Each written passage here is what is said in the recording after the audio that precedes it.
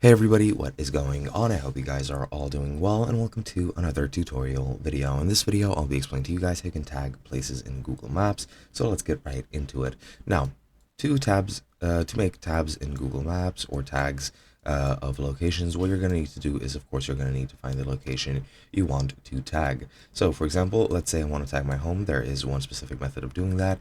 I'm going to select East 92nd Street on Manhattan, and I'm going to take 51 East 92nd, and I'm going to copy that address.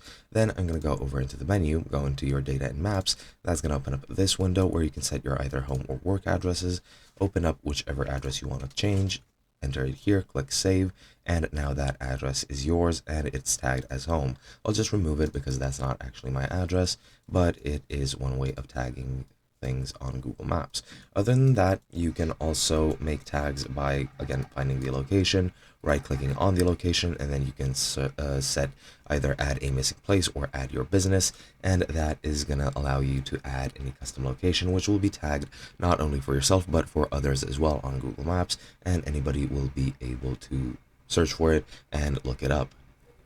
Now, other than this, what you're going to need to do is you're gonna need to go into your maps if you want to make any custom maps, and once you're in your maps, you're gonna have the option to add these tags or markers, and wherever you add them, as you can see, there'll be these blue arrows on the screen, and they'll be referenced to as points. You can rename them or you can keep them point 1, point 2, point 3, point 4 if you want, but that is the other way of making tags, and that is pretty much it. Hope you guys enjoyed, and I'll be seeing you guys in another video.